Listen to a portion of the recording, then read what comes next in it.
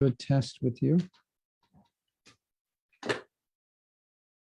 Just give me a second here. Krishna Govinda Hari. He Natha. You can hear me? Okay. Yes. Yes. Okay. Krishna Govinda. Hari Hari Bo. Hari Hari. Okay.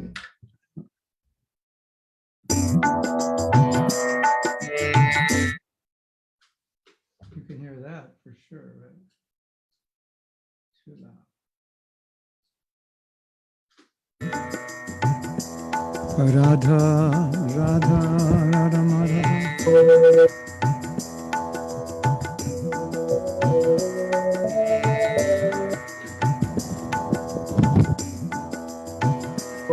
Jai Radha Madhava Kunja Vihari.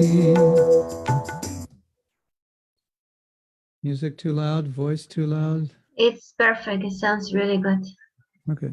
I used to do this live. I had a little recording and I'd play with it just like this. And I go to colleges and people are trying to figure out, where's all the music coming from? Govinda.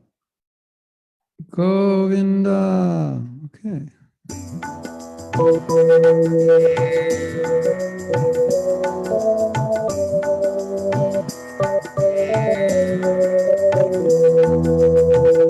Radha Madhava Kunja Vihari.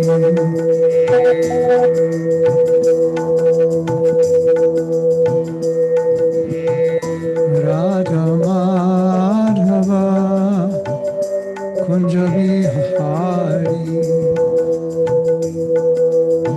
Gopijana Vallabha Girivardhari. Gopijana Vallabha Girivardhari. Shodhanandana Rajajana Ranjana. Shodhanandana Rajajana Ranjana. Jamana Tira Vanachari.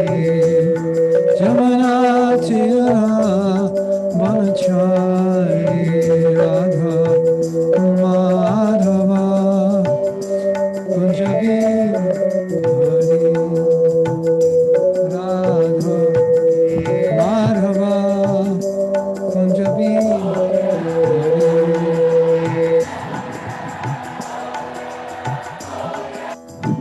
Gopijana Vallabha Girivardhari. Gopijana Vallabha Girivardhari.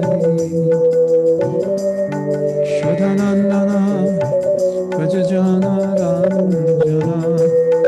Shodhanandana Rajajana Ranjana. Jamana Tira Vanachari. Jamana Tira Vanachari. Radha Madhava Kunja Vihari. Radha Madhava Kunja Vihari. Jasodhanandana Rajajana Ranjana. Jasodhanandana Rajajana Ranjana. Jamana Tira Vanachari. Jamana Tira Vanachari. Radha Madhava Kunja Vihari. Radha Madhava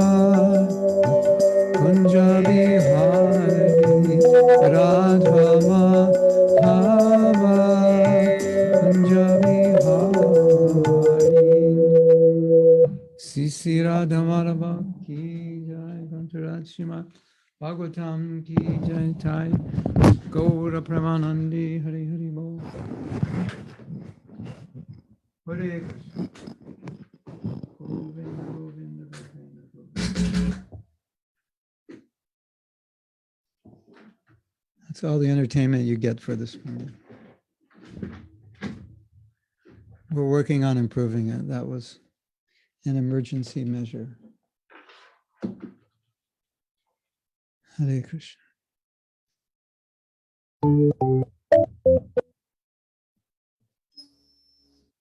Oh, okay.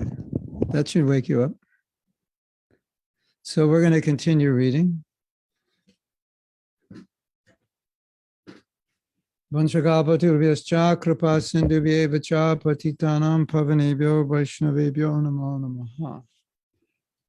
Sri Krishna Chaitanya Prabhu Nityananda Shri Advaita Gadadhara Shivasadi Gaur Bhaktivinoda.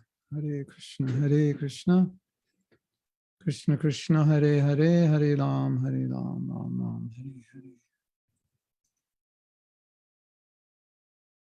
Hare.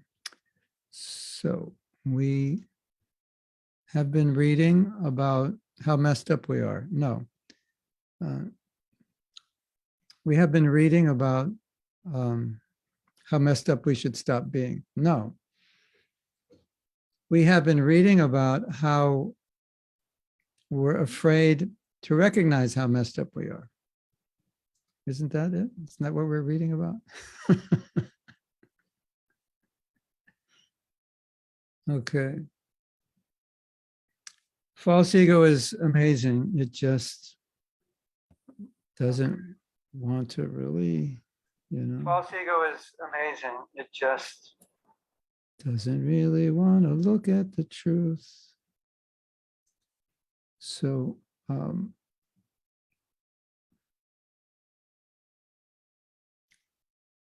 just have to bring up the document, so give me a minute.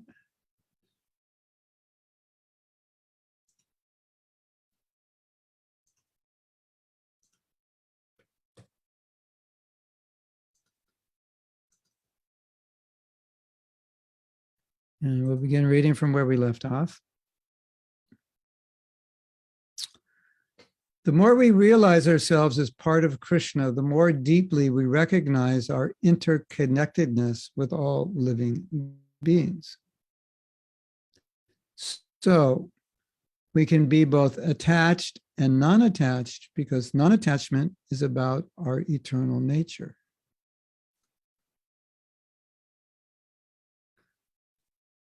And although attachment in the Bhagavad Gita suggests a grasping and clinging to temporary things for one pursuing self-realization, in order to grow into a healthy human being, we need to have secure attachment in the positive psychological sense, which means having close emotional ties to other people that promote connectedness, grounded embodiment, and well-being. In other words, we need to know what to be detached from and what not to be detached from. And certainly we don't want to be detached from healthy human relationships. So the point is that sometimes in an immature state, one makes detachment from everything, even detachment from things which are good. Detachment from relationships. And we've seen this problem come up in Grihastha ashram, where you're not supposed to be, according to Bhagavatam, you should not be attached to your wife, and you should not be attached to your children. And so some men tried to become artificially detached and ended up becoming attached to someone else's wife. So that's one problem. Have you seen that before? If you haven't seen it, you probably will see it in your lifetime, maybe more than once. Sanatan Gaurchanda, have you seen that in your country? Detached from one wife and then attached to another, yeah. So the point is, you can't be detached perfectly. This is going to sound stupid. You can't be attached perfectly until you can't be detached perfectly until you're perfectly detached. So there is some level of detachment we need to achieve in order to execute our bhakti. But there are levels of attachment which are not healthy for us. So just like you have this book, it's called Strengthening the Bonds That Free Us. And it was about making Grihastha life work. So it was actually like making the attachment stronger, making it healthier, and in that way utilizing it for becoming detached in a spiritual sense, but not necessarily detached in the relational sense, in a dysfunctional or psychologically strange way or abusive way. So, okay, we should be detached from everything. Well, if that's true, I've just detached from all my responsibilities. So don't expect to get any responses when you send me a message because I'm detached right now. Okay, you would think that's a little bit too much detachment. Maybe, at the end of life, yes. We need Sangha and we need sweet relationships. And we need to know how to manifest those relationships. If I say, I'm so detached, I don't need relationships, you could probably bet on my future going something like this, right? Yeah. So I think that's a mistake that's made in young devotees. Sometimes it can extend even into older devotees if we aren't careful. So, and then there are some things we should be attached to in devotional service. Like always this question comes, what about being attached to devotees? Because we're told we should be detached. And what about lamenting? One of my dear friends left his body and I'm lamenting, am I in Maya? No, it would be strange if you didn't lament, don't you think? Oh, whatever, he was just my brother, no problem. He's gone back to Godhead. Hari bo. Okay, that might be there if you're very advanced. But if you're not, we might think that's a little strange for you, right? That like, what's wrong with you? Why don't you care about your brother? Have you no feelings? Did you hate him? Do you get all his money? You don't seem very upset. So if we knew you were very Krishna conscious and you're dancing around saying, he's gone back to Godhead, what a blessing, then we would know for you, that's real. But if you're not, we would think something must be wrong with you. You're like denying how you feel, or you've put yourself in a very strange state so you won't feel anything. So that's why I have to be careful. So today's lesson, the essence of today's lesson so far is you can't be more detached. You can't be perfectly detached unless you're perfectly detached. Profound statement, right? Think of that for the next day of Brahma. See what happens. Yeah. Now, here's the problem. You get encouraged by senior people to be detached beyond your level of detachment. You ever had that experience, Anuradha? You were encouraged to be renounced beyond your level of renunciation. And when I questioned you and your level of renunciation, immediately you understood that was too much for me. And so she was striving to achieve a state of renunciation, which was the ideal, and she was encouraged to achieve it, but she wasn't completely there. So when I said, you don't have to be there, you can be here, immediately she said, oh, that would be better for me, easier. It was like, you just knew it right away. Remember? When we talked about it, whenever that was, another Yuga, the last Yuga, we talked about it. And immediately you understood, yeah. So that's another problem. People sometimes push us because they think we're more advanced than we are, and they push us into positions higher than what we can maintain. So we have to be careful, not always to believe what other people believe about us, because it could put us into a difficult situation in trying to achieve what's not possible yet. No, it's fine to have those things as goals, as long as you understand where you are on the map. If you're 1,000 miles from the destination and you think you're 20 feet away, that's obviously a problem. But if you understand you're 1,000 miles away, then that's no problem. because now you know what it takes to get there. Okay. Is that clear to everyone? If it's not clear, eat more gulab jamans. It will become clear. After they put you to sleep and you wake up, then initially it'll become less clear after you start digesting the gulabs, but eventually the transcendental effects will take place. Yeah. Or drink more milk. You need milk for your brain, right? Milk from protected cows, of course. Okay. John Muir, the naturalist, wrote, quote, "When we try to pick out anything by itself, we find that it is bound fast by 1,000 invisible cords that cannot be broken to everything in the universe." So he's talking about how we're all connected. And the last point was, when you understand you're part and parcel of Krishna, you understand everybody's part and parcel of Krishna. So we're all part and parcel of the same Krishna. We're all connected. And so in that sense, we can't be perfectly detached because we're all connected to Krishna. Similarly, the hand cannot function unless it is attached to the arm. That's attachment in the positive sense. We're interconnected, interwoven, and interdependent with everything in the universe. On the human level, we can't help feeling somewhat attached to people we're close to. Thus, it's natural to grieve deeply when we lose someone we're close to. So, one of our godbrothers, Tamal Krishna Maharaj, left the world in an accident in 2002, a huge shock to everyone. And someone that was very close to him, we were talking about this a couple of years ago, and this devotee, a disciple of Prabhupada, said, "I still haven't gotten over that loss." And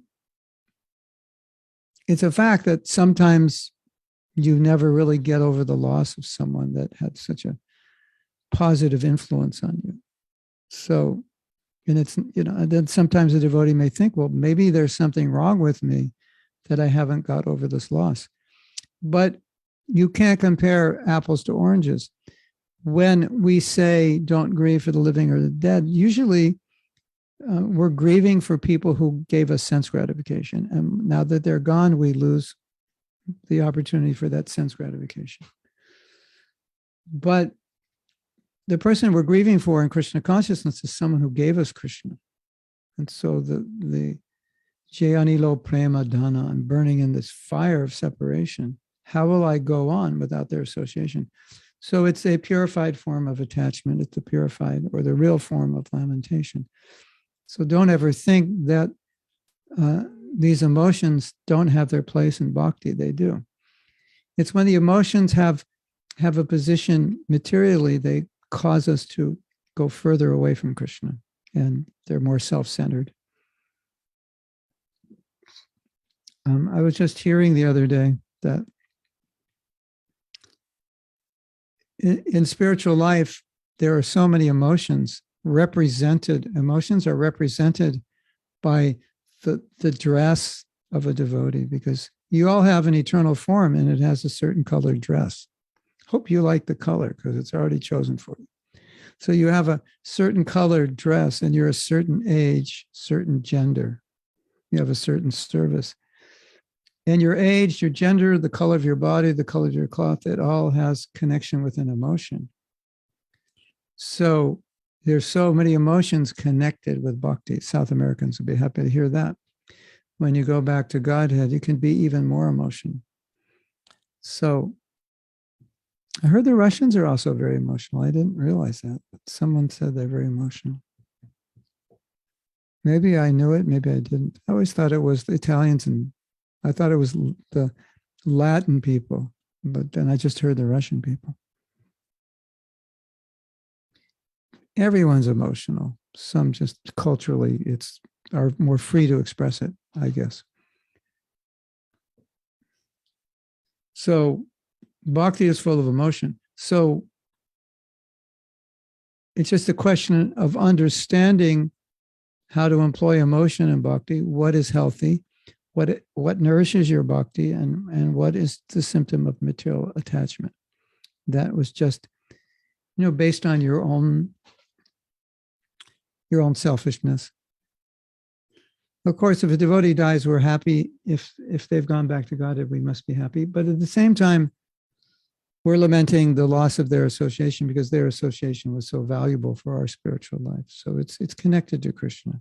So don't be afraid to express emotion in relation to Krishna. Or like when you chant, especially in kirtan, when you pray, you should never think that this is material attachment. Material attachment means something which is binding, materially binding, not materially liberating. So anything materially liberating can't be materially attaching, even though it looks like it. Oh, he's so sentimental, he's just crying. Why is he crying? No, separation from a very great devotee he was close to. That's transcendental crying. Or at least generally, it could have material aspects, but generally transcendental. It's natural. So, yes, we don't want to become stones. That would be a problem. The question becomes, are we engaging in healthy or unhealthy attachment?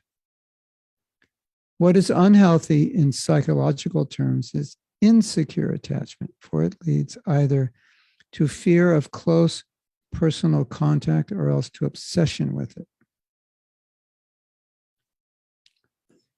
Interestingly, people growing up with secure attachment are more trusting, which makes them much less likely to cling to others. We could call that non-attachment attachment. So what's being described here is something that can often manifest in spiritual circles. The term used is insecure attachment. And it has two aspects being described here. You don't want to get too close to somebody or you can't let them go. You're afraid of close relationships or you're obsessed with close relationships. That's a sign of some kind of insecurity. If I get too close, I'll be hurt. If I get too far, if I don't cling, I'll be hurt. Both are unhealthy, especially when you come to spiritual life. If you become too being dependent is good, but there's a point where dependency becomes unhealthy. Then you can't make decisions for yourself. You can't think for yourself. You can't function unless you get encouraged. Of course, we all want to be encouraged. It's definitely helpful. Encouragement is valuable, no question.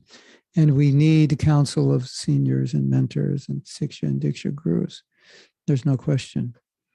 But if it comes to a point where I can't make a decision on my own anymore, or I can't be inspired on my own anymore, then it's become an unhealthy attachment. Or if it's come to the point where I don't want to engage at all because I want my independence, or if I get too close, maybe they'll say something to correct me and I don't want to hear it and I'll melt down or something like that. That's not a healthy interaction. So I've seen both in Krishna consciousness. I've seen some people very distant. They actually don't want instruction. So the best way not to get instruction is don't be seen. Then we can't give you instruction. The other side is always, I need instruction constantly. And I can't function well on my own. I always have to be, what should I do, Prabhu? Well, why don't you figure it out? No, just tell me what to do. I can't figure it out. We don't, if we train devotees like that, that's not healthy for them. Now, sometimes it's true. You can't figure it out. You've thought about it all day, all week, all month. Okay, you want to learn from a more advanced devotee, no question. But it can't be your MO for life that you can't figure out anything. Because that would mean that Krishna consciousness is failing to create independently thoughtful, intelligent devotees. So always keep that understanding. There's a balance between dependency and independence. because we learn from Guru, from Prabhupada, from seniors, from our mentors, how to be independent, but we're dependent on their instructions in order to be independent. So you have this balance. I'm not independent. I can't just do anything and think anything. At the same time, I shouldn't be so overly dependent that I can't think and do anything. So you err, generally in life, you err on these sides of extremes. And that's why in Buddhism, they have this term, the middle path. The middle path is more of the balanced path. And so if you have a nature for extremes, just be aware that there is a middle path. You probably haven't seen it yet, but there is one. And I'll tell you where it is. It's in the middle between both of those extremes. You can't have a relationship if you're not dependent, and you can't have a relationship if you're totally independent. But when it becomes excessive, you need some independence.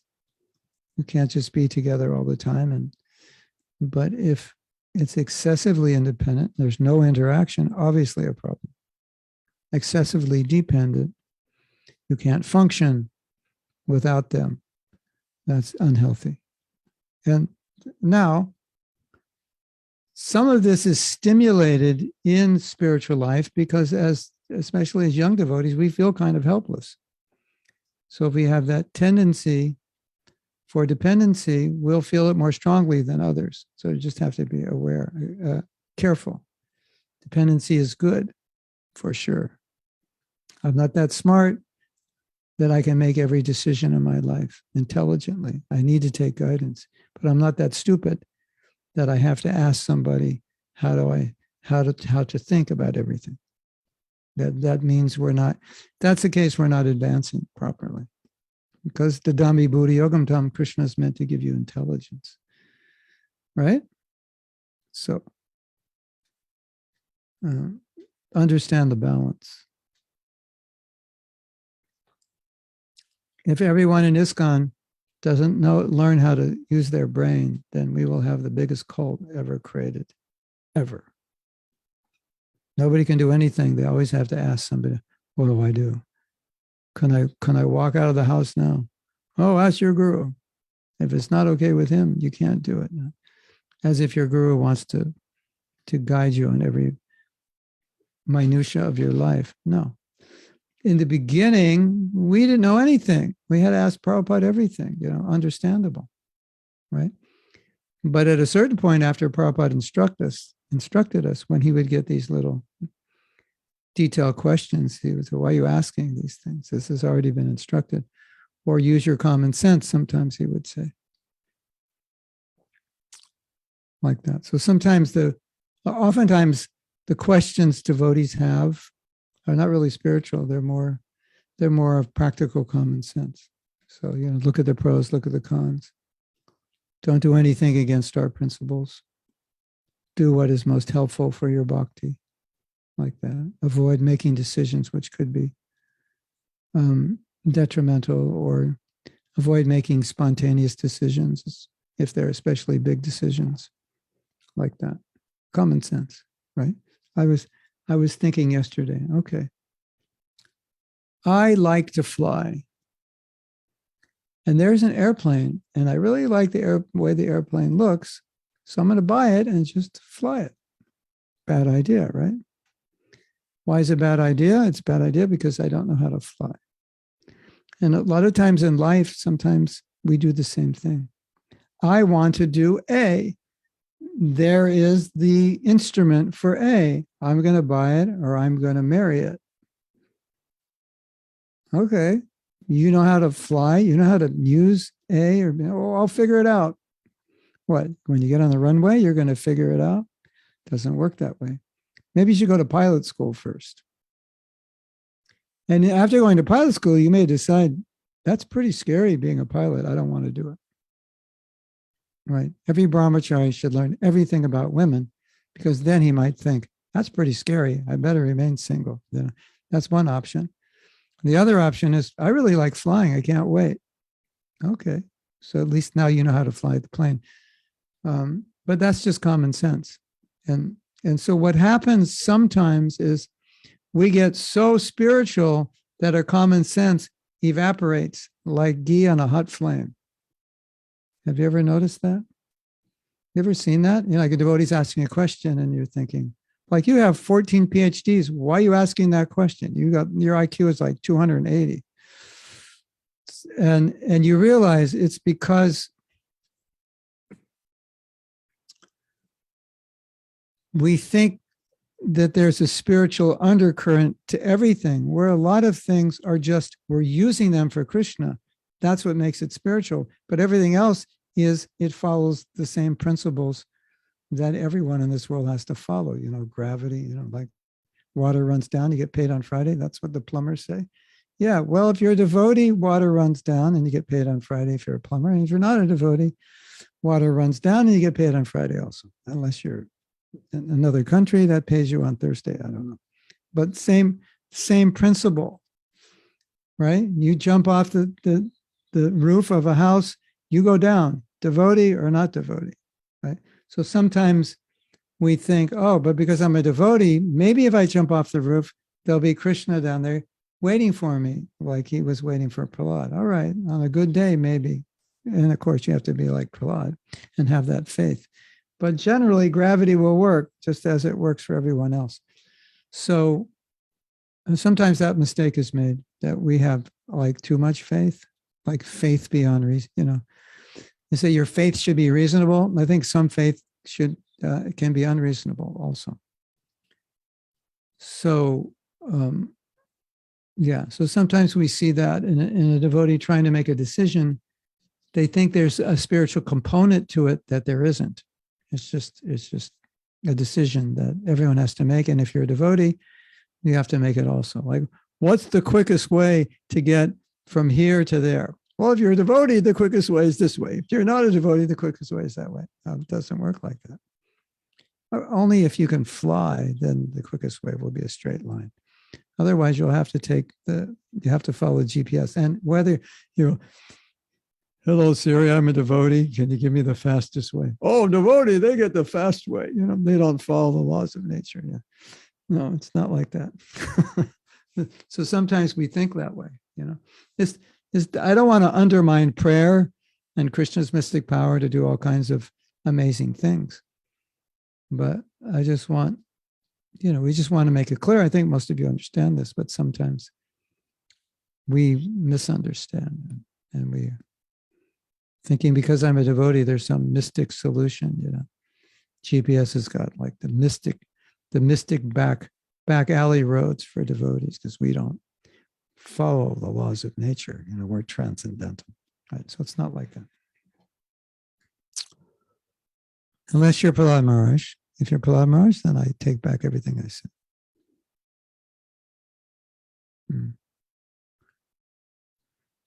Continue to read. What some spiritual practitioners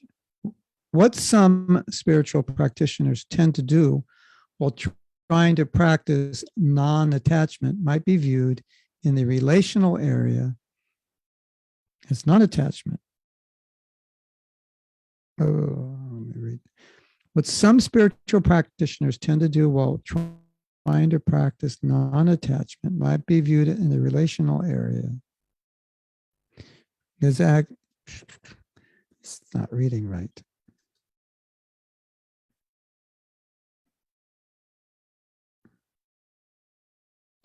So when they're practicing non-attachment, viewed from the point of relation, it's not seen as non-attachment, but avoidance of detachment. You're not, in other words, you're not actually attached, you're just weird. That's basically, he's politely saying that. Avoidance of attachment is not freedom from attachment. It's still a form of clinging to the denial of human attachment needs. Out of distrust that love can be reliable. So avoidance of attachment needs is another form of attachment. Yeah, so sometimes in the name of detachment, we're actually attached to not doing something.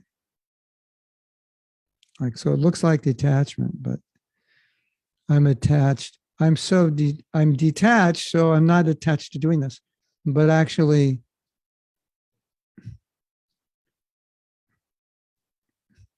let me say, how would I say? I'm detached from doing such and such. And then we might say, but you need to become detached from your detachment because it's not always healthy. I can give a philosophical example. Like we say, Gopinath, I want you to do this for Krishna. And Gopinath says, no, I don't do that anymore. I'm detached. And we say, no, but that we need that for service. No, I'm detached. I don't do it. I won't do it. So he's attached to his detachment. Does that make sense to you? He's not going to do it. He doesn't want to do it because he's attached to it. So he better not do it because he thinks maybe it's not healthy. So now he's attached to his detachment. And his spiritual master says, well, give up your attachment to your detachment and just do it. No, I can't. So now he's attached to his detachment. Just an example, Gopinath, nothing specific. Everyone's looking at Gopinath going, what is wrong with that guy? I can't believe he's attached to his detachment. He's so detached from his attachment. And I'll think, like, what is it? Nothing specific in mind, just an example. Well, the example that Prabhupada gave is like if you get really renounced, you don't want to deal with material things. And your guru might say, no, you have to do this. And no, Guru Maharaj, I don't deal with that. So now your detachment is in violation of what your guru wants you to do. So what kind of detachment is that? Right? So now I'm detached from all the emotions connected with the relationships I have with devotees. I'm just like a stone. I'm very detached. And so Prabhupada talks about this. It's quite interesting. Have you ever read where Prabhupada said that severe austerity can make your heart hard, stone-like? So detachment towards the wrong things, done to an excess or done in the wrong way, can actually make the heart hard. So I have, I'm detached from all relationships so that I feel nothing. And we had talked about this before. And then we think by feeling nothing, then I can remain detached. Although it's not really possible to feel nothing. You can pretend to feel nothing. You can try to feel nothing as an effort to be detached. But what's the point? It's unnatural. And if bhakti is about Ashnami Prayatatmana, offer me with love, bhakti paritam, then why would you try to shut down all your emotions? And you might say, well, I just want those emotions for Krishna. Okay. But if you can't exhibit emotion in relationship with devotees, then something's wrong there. It's not going to develop with Krishna if it doesn't develop with devotees.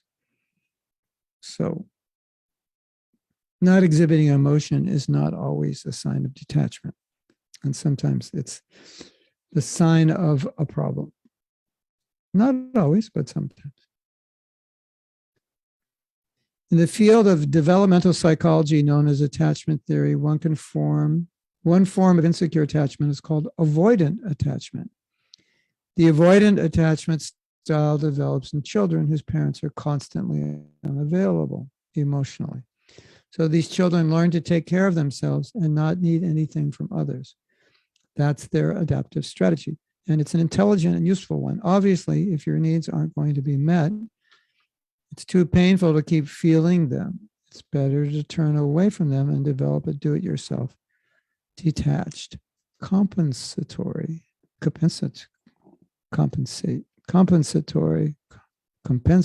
identity. Is that a word or he made it up? So there's a tendency to use Vedic teachings to justify dismissing the natural inclination to want bonding and attachment. Many of us who are drawn to bhakti yoga, or any kind of yoga path for that matter, are avoidant attachment types in the first place. Dun, dun, dun. Did you hear that, everyone? You became devotees because you're avoidant types. Did you know that? You just want to avoid everything and everyone all your friends and all your problems and all the financial troubles and the marital problems and the girlfriends, the boyfriends, and I want to have to be successful and show up. They just want to avoid everything, which is good. So, but you threw out the baby with the bath. You can throw out the baby with the bathwater. Throw out too many things. That's the point, right? So we talked about this in a former class, that we're coming to Bhakti for many reasons. One being we want to avoid problems. And Krishna describes that in the 7th chapter of the Gita. Chatur Vida Bhajate Mam. Chatur Vida Bhajate Mam. 4 people worship me. And they're trying to avoid some problem. That's why we come. I don't have to face my problems. I just chant Hare Krishna, become a devotee, move in the temple. Yay! That was easy. I don't have to face anything. So, yes, ladies and gentlemen, it will come from behind you if you avoid going in front of it. It will follow you. Don't worry. Many of us who are drawn to Bhakti Yoga, or any kind of yoga path for that matter, are avoidant attachment types in the first place. When we hear teachings of non-attachment, it's like, oh, that sounds familiar. I really feel at home here. In this way, a valid yoga teaching becomes used to support our defenses. Or you could use it any way you want. Yeah, it's actually, in some ways, you have to be very careful when you're given spiritual knowledge, because it's like a sword, and the sword can cut a lot of things it shouldn't cut. And so it can work against us. So we can magnify our faults. Just like if I have a tendency to be, if I'm a dominant type person, or I'm an insensitive type person, and then I advance in my Krishna consciousness to a position of some authority, I may feel justified in using my authority to demean, to control, to feel that I have a right to demean you because I'm your authority, and so on. So it can magnify those weeds. So we have to be careful.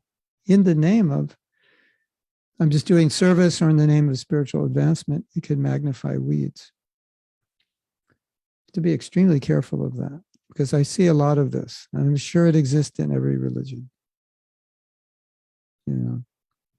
I may have a tendency to put people down. Let's say that's just how I am. It's kind of dangerous if now I'm in a position of authority in a movement which tells others to follow your authority and do what they say. Because if I'm your authority and you're supposed to do what I say and you don't, and I have a need to be in control, that's going to trigger something in me, and I will get very heavy with you. And I will feel that my anger is righteous and justifiable because I'm your authority. Now, if that same situation happened to someone who doesn't have that tendency to dominate, who doesn't have the tendency to feel entitled because of position, it's not proud because they've been a devotee longer than you, then it's probably not going to happen, or it won't happen much. So these are things to be aware of, that we think when we come to Krishna consciousness, we're just going to purify everything. But sometimes we trigger ill tendencies within us when we get positions to misuse our power. Right? Okay, so now imagine, Sanatan Gaurachan, I have just made you in charge of such and such program. There are 500 devotees who are ready to kiss your feet and offer you whatever you need whenever you need it. And let's say you are just a simple devotee, completely renounced, and you just feel honored to be able to serve them. And you would think, no, you don't have to serve me. It's my duty to serve you. I'm your humble servant here. And that's how you feel to the core. No problem. But if your nature is, I always wanted to be in charge. Actually, I wanted to be a politician before I was a devotee. And now here's my chance to control these people because they're all ready to do whatever I say. And then you could get very upset when they don't do what you say. If half of them do what you say, but look at everyone's doing what I'm saying. The other half don't agree with you. You'll get very upset. Start making politics. Who knows where it'll end, right? If you have that tendency. So don't think because I'm a devotee, that tendency won't get triggered. Sometimes it'll get triggered more because you have more justification to take control. What do you mean? You know how long I've been a devotee? You know whose disciple I am? Who are you? You're just a this or that. How dare you disagree with me, right? So normally, even if you're proud, you wouldn't go that far. But as a devotee, it's actually easier to go that far because you have justification, isn't it? Unfortunately, yeah. So you have to be very careful. Don't you know who I am? How dare you not listen to me? What's wrong with something's wrong with you? Something's wrong with Tanya. She's not paying attention to me. Anyone who doesn't pay attention to me has got problems. And you would expect that in spiritual circles you wouldn't see that, but you do, because it has that tendency. There's that. We have to be careful about our material tendencies being rationalized in the spiritual realm. And therefore, it becomes dangerous when we do things which are clearly influenced by the mode of passion, or ignorance, and rationalize them as my duty, my service, my right, as someone else's negligence or offense. That's dangerous. Who wants to be a part of a society that's like that? Raise your hand. Okay, everyone's, so if ISKCON is like that, we all leave, right? Basically, that's what we're saying. So don't contribute it to making it like that, because you could be the cause of people leaving, right? Now you're going to say, but Prabhu, what if I see somebody like that? You're just describing someone like I know. Right? So number one, don't be like that person. Number two, get a hammer and knock him in the head. No, you may not be able to do anything. Well, if he allows you to take the hammer and knock him in the head, that's fine. Then you can try to do something. But at least we want to help devotees understand how these things manifest. It's like the philosophy we have, right? We all have the philosophy. Trinadapi Sunichena. Everybody knows that verse. You learn that verse right along. You should be humble. We have the philosophy. But we have to be able to help people see ourselves how that philosophy can be turned around, and how we don't manifest humility, and unfortunately always don't see that. I like to joke with devotees, but I think it helps them. Some devotees, I'm so mad. I just feel like, throwing this devotee out the window. And I joke with them. I go, oh, Prabhu, what verse is that? I haven't heard that verse. Throw this devotee out the window. What verse is that? The only one I've heard was Trinadapi Sunichena. You heard that one? Trinadapi? I think it's third verse, Shishastakam. Yeah. You've heard that one, right? Yeah. Your verse, throw him out the window.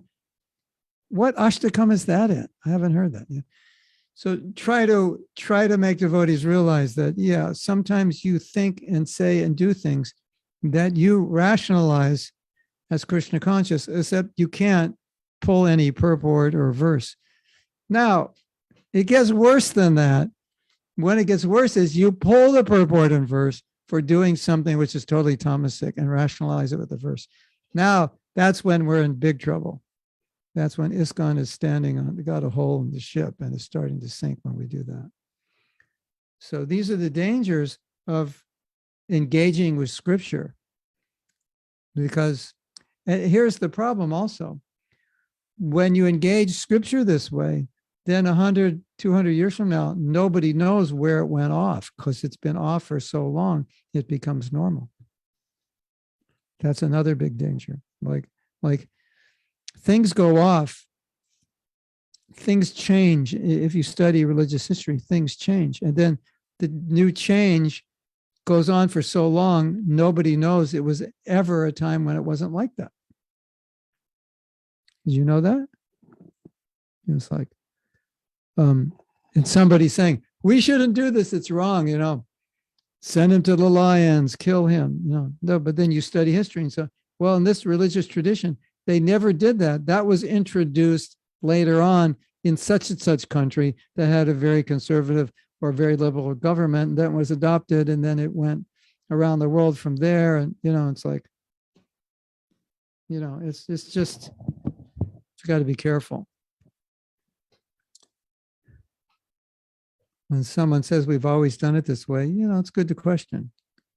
Is that true? Or is that just, I mean, it's funny to study religious history because when you study religious history, you see how much the culture in which that religion grew, flourished, developed, affected that religion in the way they dress. Of course, the language, obviously, the way they use words, what words mean. I mean, when you get into it, it's like there's so much of the culture that is affecting the religion.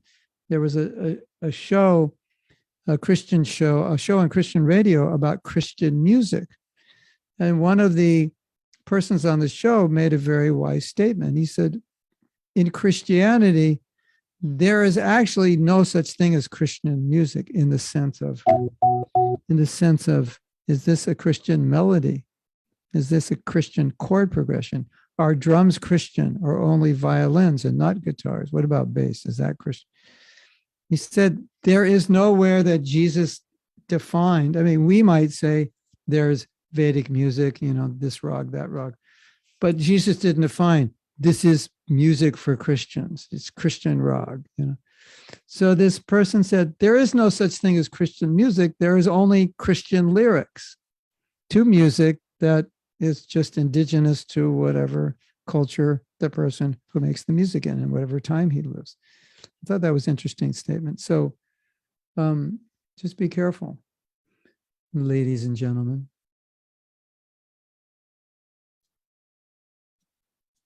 Okay. Are we having fun today? Am I making you laugh or making you feel like, oh, I'm such a schlump? Everything you say describes me. The only solution is suicide. I hope you don't feel that.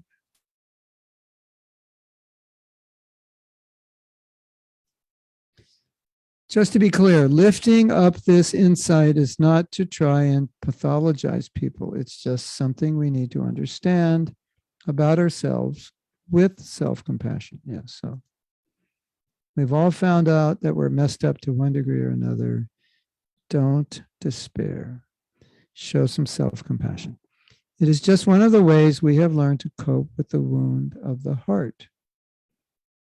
Yeah, so this is, this is interesting, because if you see the descriptions of Kali Yuga, everybody's unfortunate, everybody's a fool, everybody's suffering, everything is bad, etc. That's just basically what Bhagavatam describes. So, naturally, if you're going to get into details about our nature, everyone in Kali Yuga is like not looking good. I'll just put it that way, right? Compared with the qualities of human beings in other ages, even in earlier times in Kali Yuga. We're not looking good. The attention span has gone down from 15 seconds to 12 seconds. It keeps going down. I wonder what it was 300 years ago. 4 hours or something. Now it's down to 12 seconds. You can focus for 12 seconds on a video. And if you don't like it, you're gone to the next one. So, when we hear these descriptions, we talk about these things, then we look at ourselves and we say, oh, it seems like I have all these symptoms. And probably yes, to one degree or another, but that's just normal for Kali Yuga. And, don't worry about it. You have the holy name. It's, So the principle of the holy name is no matter how bad it gets, you have the holy name. It still works on you, even though you are bad. So, it's just like go out in the sun, you get sunburn, be raised in Kali Yuga. You're not, you know, you're not in the best shape. It's just the way it is, you know. No problem. Chant Hare Krishna. Go back to Godhead in a few years, you'll be back to Godhead, even though you have these problems. Okay. So then here in this article, it's talking about coping. Like a lot of the ways we cope are unhealthy. We're just trying to, we're trying to be good devotees. We're trying to live in the material world, but sometimes our coping mechanisms are unhealthy because of past conditioning. Or we just don't know how to cope with situations. We just get angry or discouraged or complain. Not really healthy coping methods. And so part of what you could say, one of the underlying themes here is, how do you cope with difficulty, or how do you cope with your own self and your own tendencies? We all need better methods to deal with all these things that Kali Yuga presents to us. Unlucky, unfortunate, short-lived, always disturbed. Everybody's fighting like all the time. I mean, just look at the news. Somebody doesn't like something because somebody did it too early in the morning and they shouldn't have done it. And now they're going to court. I mean, it's like all the time, these little stupid things are going, people are fighting about, right? And we're all getting disturbed. So we just have to accept that. That's how it is. And we always learn, or always told, that these are just reminders. Hello, did you forget where you are? Well, Krishna gave you a reminder. Yeah. How did he remind me? Oh, my husband just chewed me out this morning, told me I was the stupidest thing that ever existed. I just feel like hiding in a hole. No, don't hide in a hole. Just remember, that was a reminder from Krishna where you are. Hello, you're down here. This is not the place you're supposed to be. Don't think this is, don't make permanent settlement here. Don't think you can enjoy this place. Oh, thank you, Krishna, for reminding me that even the person who's supposed to love me sometimes acts like they couldn't care anything about me. So I think that's the best way to take it. These are all reminders. Okay. So I have so many bad qualities. Yeah, just a reminder where I am. I'm in the world where it's Kali Yuga, where pretty much everybody's deficient in good qualities and very abundant in bad ones.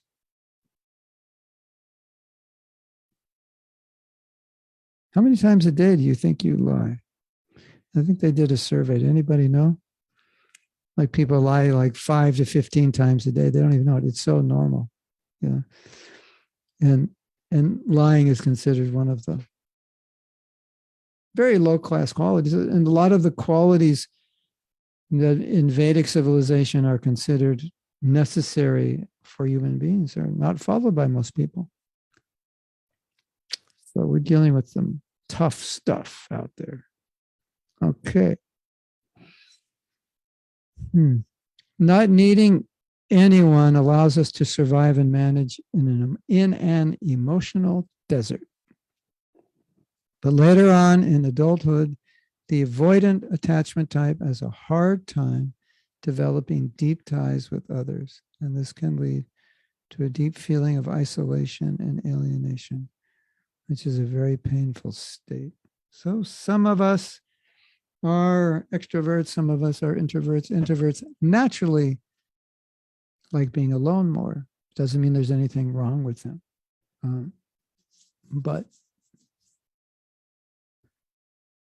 if we're avoiding relationships, deep relationships, could be a sign that something's going on that is not healthy. Every devotee needs deep relationships. You need someone you can talk to, someone you can open up to, someone you can, share your doubts with without being condemned, and just being able to talk about it. Prabhupada said this. It's so hard for me to accept it. I don't know. I need to talk about it. Shut up, you idiot. That's offensive. That's not a friend. We need a friend. Oh, let's sit down and talk about it. Tell me what's going on. And they don't condemn you for sharing your doubts. So we need that. And so if we don't trust anybody, how are you going to have that? If our ego is too big, how are we going to open up and admit we have a doubt, right? So you need good relationships. And that's, some people might say, well, why all this talk about relationships? Because we need good relationships to be Krishna conscious.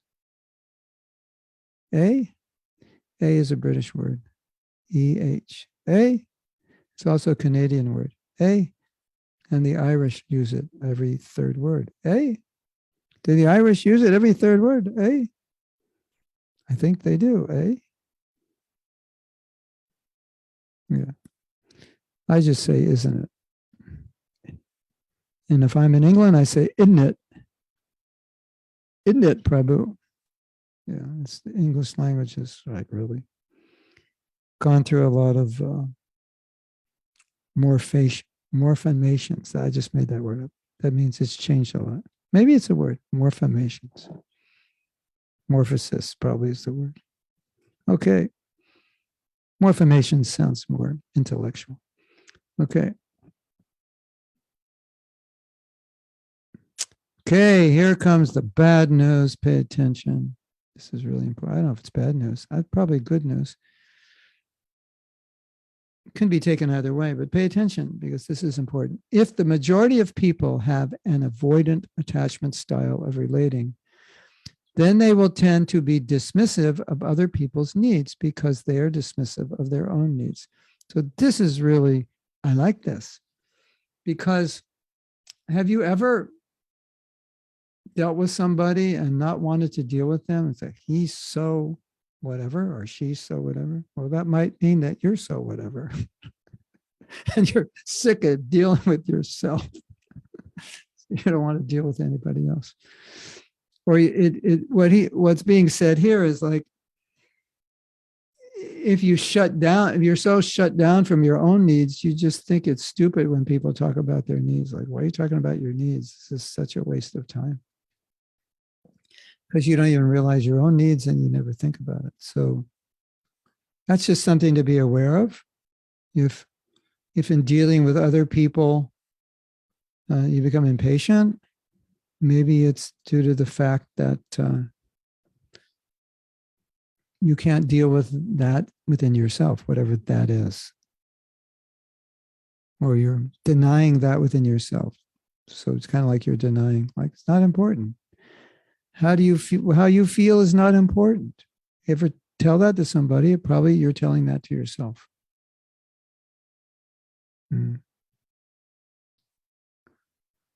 Okay. Okay, we'll have to take some questions. We're on a roll. We need like 3 hours for each class, right? Just to get warmed up. So, but I'm looking at the questions, so I think, and it's time for questions.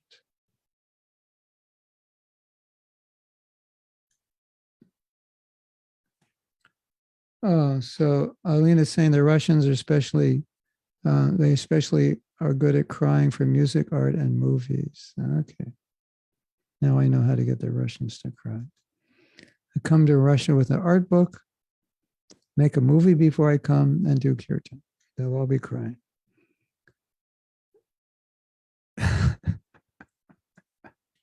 Okay, we have a confession here from Gopinath. Gopinath, this is a misogynistic statement, if I ever heard one. Yes, knowing everything about women will make you want to be a brahmachari. Just see how we train our men in ISKCON. It's so pathetic.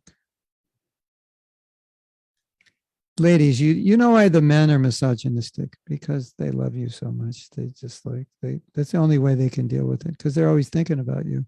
So if they try to hate you, then they're thinking, well, if I hate you, then I won't be attached to you. By hating you, they're still thinking about you. And it doesn't really avoid the attachment. But, some men, they just try to hate women as, well, if you can't detach, just hate them. Yeah. But, you think of the thing you hate. Actually, you think of it more intensely. Okay. So much for hating women. That didn't work at all. Never did, never will. That should be on every brahmachari wall in his room. Hating women will not make you detached. Never did, never will.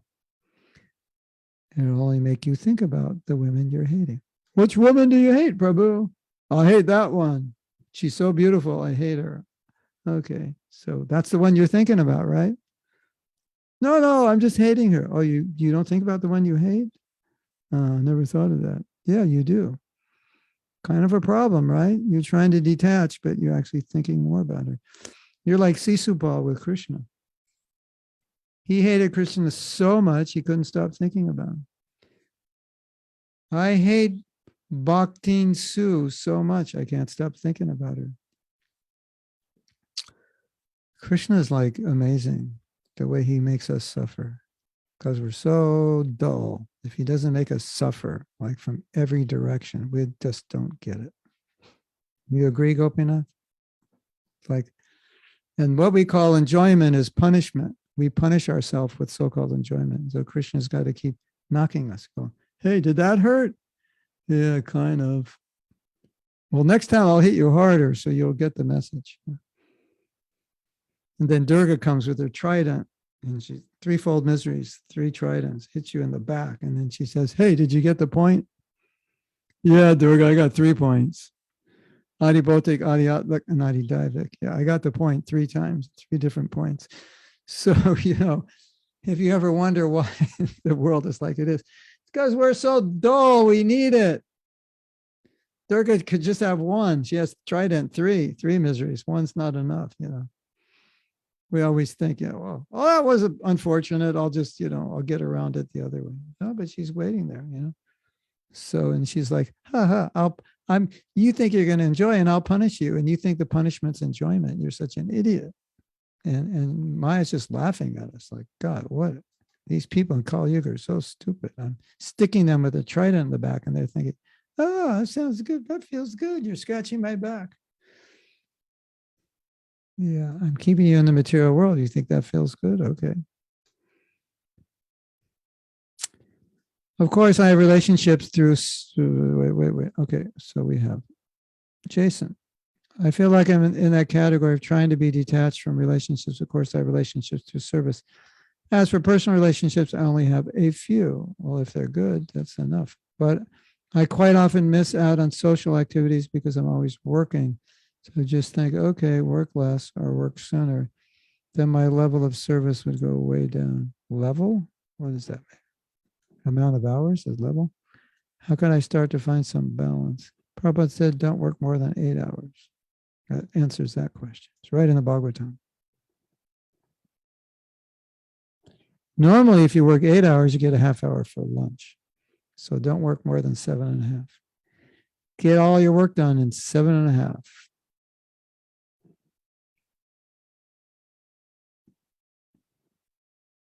And you can't count your afternoon naps as part of your work hours. Okay. Krishna Karshani says, what if we see that Guru is misusing his position, having very hard heart and treats disciples and other devotees in very heavy way without a reasonable reason? I'm wondering why reasonable people coming to KC sometimes listen. Okay, there's 2 questions. What do we do about him? Well, you mean if you see that he's misusing his position and it's hurting other disciples, you might want to talk to him or talk to someone who can talk to him. And Krishna Karshani is going to say, if I talk to him, then he'll do that to me. He'll heavy me out. Yeah. Then you can discuss it with senior devotees. How should we understand it? How to deal with it? How devotees should understand it? How they should deal with it? Sometimes, we can't do anything, but at least we can take note that if this behavior is having a bad effect, that if I'm ever in a position of power, I will not treat devotees this way because I can see that this does not work. Right? Now, the next part of your question, which you didn't ask, but I will ask, what if I see that this devotee, he's very, very heavy, and I feel he's mistreating sometimes some devotees, and now someone wants to become his disciple. What do I do now? Do I tell that prospective disciple that this guru is sometimes, in my opinion, misusing his position? That's the difficult question to answer. That I will leave the answer to that question up to you. And I already know what you'll do. And you already know what you'll do. Now, what everyone else will do, I'm not sure, but I know what you'll do.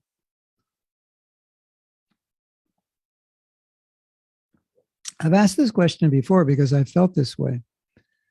And most devotees say, well, the decision is the disciple's decision. They have to choose their guru. But we all know, Krishna Karshana, you know very well, that sometimes the disciple doesn't know the guru that well. So you know, sometimes you may want to just help them. Say, well, you know, this is his nature. Do you want a guru who's going to be very, very hard on you? Sometimes maybe, in my opinion, unreasonably hard. And the person may say, oh, that's what I need. I'm a spoiled person. I need that. Another person may consider, no, that might be difficult. So I'm suggesting that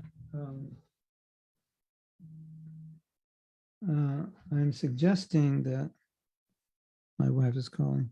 I'm in class right now. It'll be like after 11. Okay.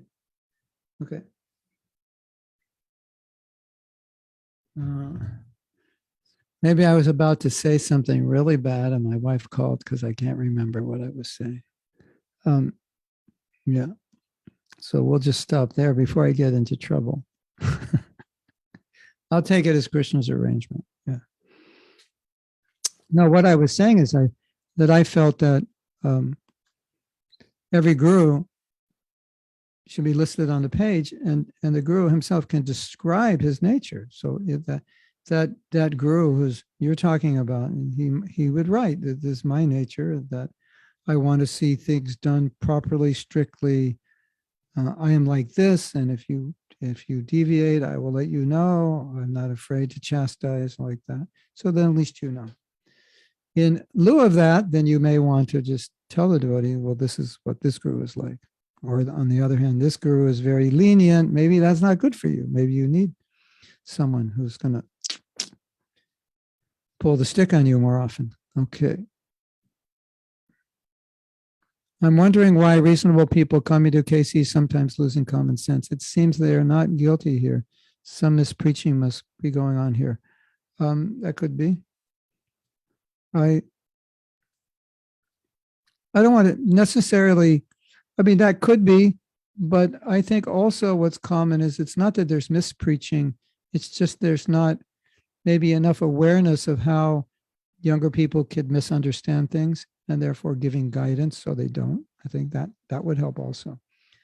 Like, you know, any of you who've been devotees for like 10 years or more, you start to see that there's certain things in our philosophy that may be misunderstood by devotees, or quite often, at least by some devotees.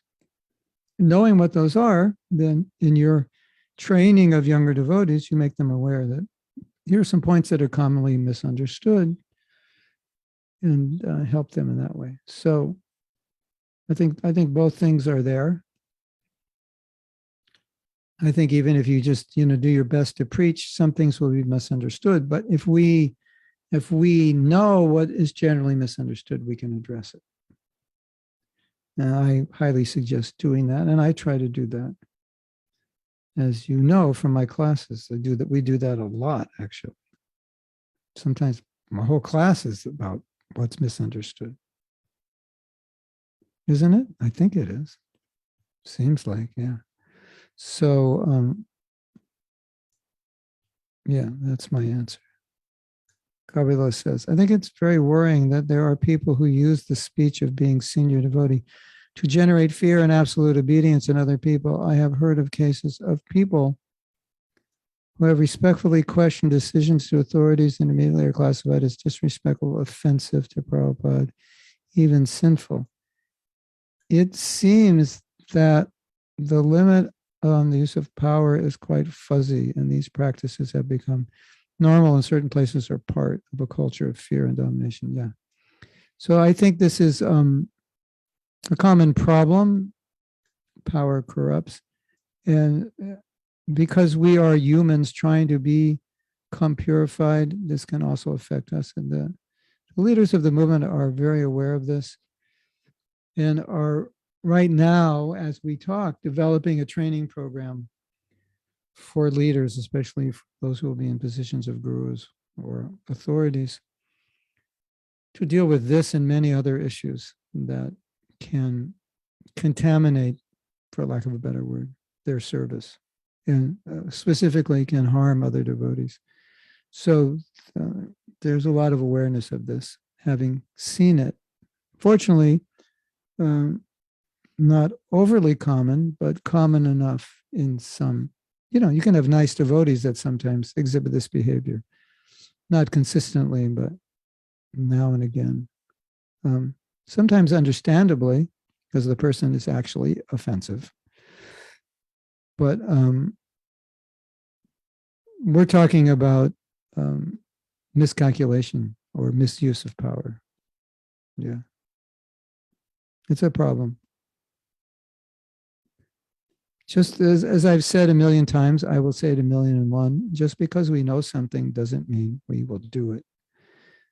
And I think part of the problem with this misuse of power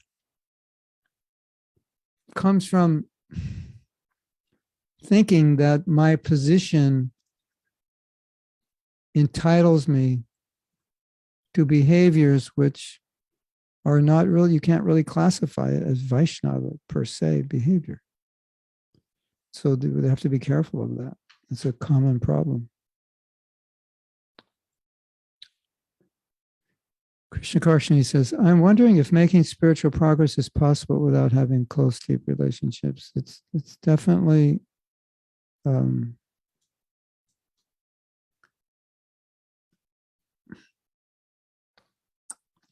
have to have some. It makes it difficult. I don't want to say impossible.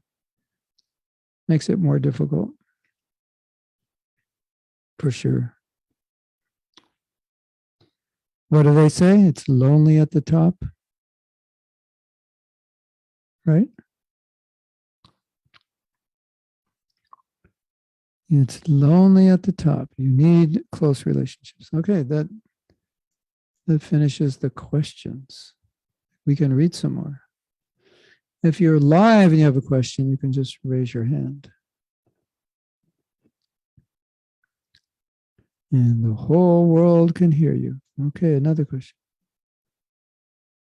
No. I missed that question. Okay. Why reasonable people coming to KC sometimes lose common sense? Seems they're not guilty here. So, no. Oh, that's the question. Yeah. We're very conditioned. We can hear something 100 times and not understand anything. We just think we do. But I'm sure you have experience. You've heard something, and then you hear a lecture on it a few years later and you realize, actually, I didn't understand anything. This lecture is so deep. It's taken this to a different level. And then you reflect on that. I said, that's amazing. I've heard this so many times. And now I realize I didn't understand it. So we're very conditioned. It's like, it's like layers and layers and layers and layers of conditioning. And we're sometimes just not aware of how much we don't understand because we can intellectualize it. So intellectual realization is just one level, but it has nothing to do with practicing it. So, we often think we understand because we do understand intellectually, but that's it. I have an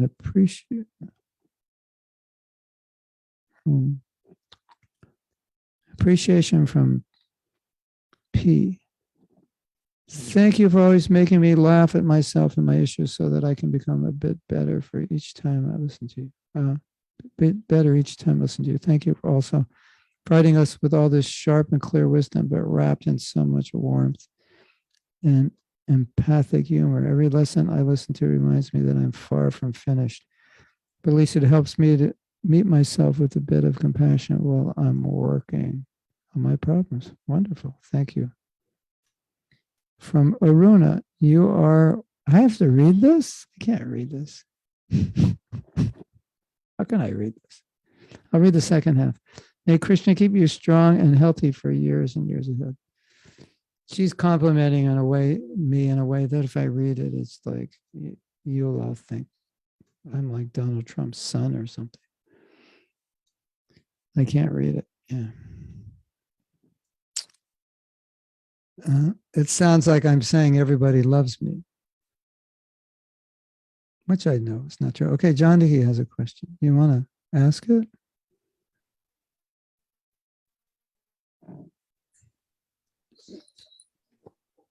Ask away, Janaki. The world is waiting for you. I think you're going to have to type it because the internet connection. Okay, try. Okay. I think you have a bad internet connection.